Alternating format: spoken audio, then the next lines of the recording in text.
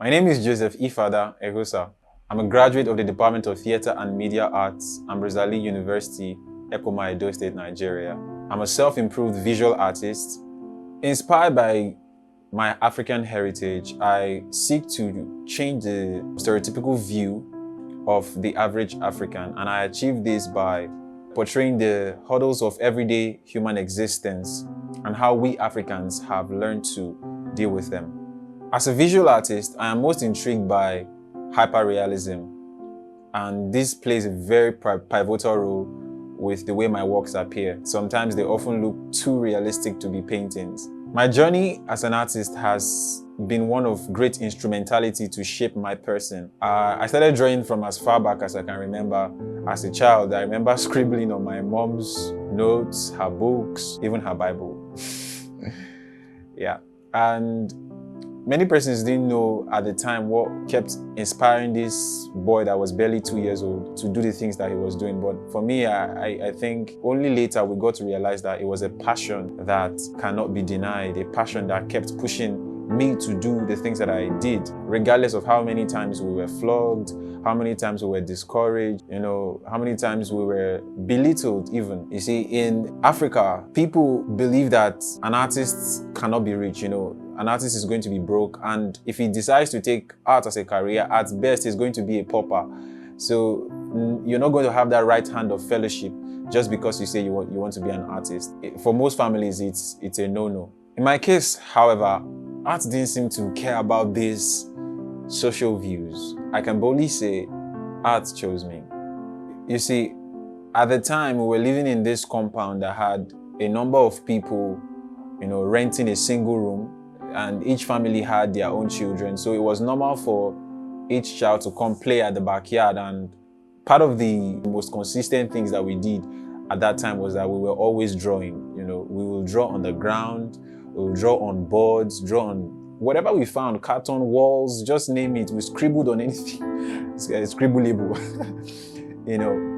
And for me, that experience, what it did for me was that it taught me to be diligent with whatsoever it is I find myself having. Whatsoever I had at the time was enough.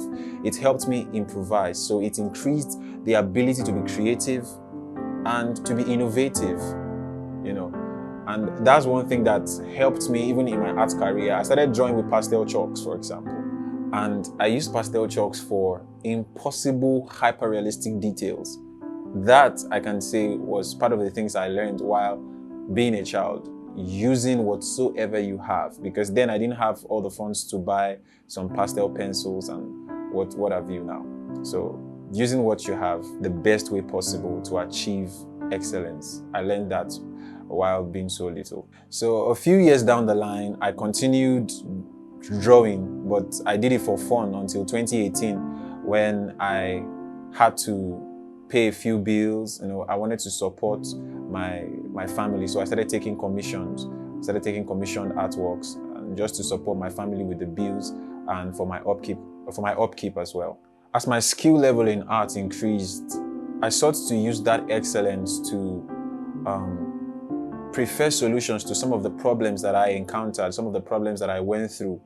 At the point I was duped, I got into a debt, I had losses, and as a result of that, those things had an effect on my mental health. So some of the subjects that I get interest or find interesting includes, of course, mental health issues, self-awareness, self-enlightenment, socio-economic and socio-cultural challenges, and how these things affect the psychological reasoning of an average human, amongst many other things.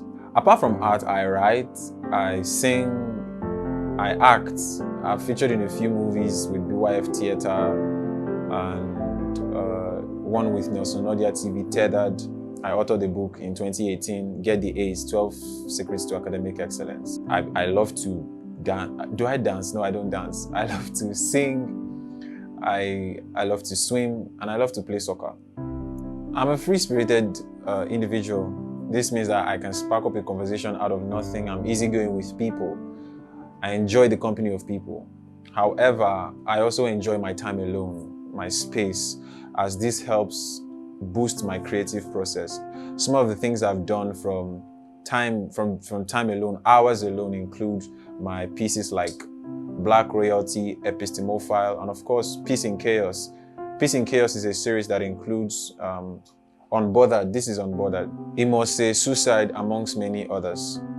The goal of this piece is to present and preserve my preferred lenses on the solutions to some of the socioeconomic challenges that the average human would face, depicting people from the African culture and how well we've been able to deal with these same challenges.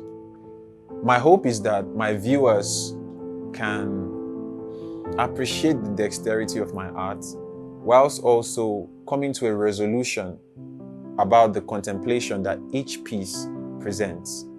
For me, art is a journey to enlightenment and a place of solace, and I hope to bring as many in this long ride with me.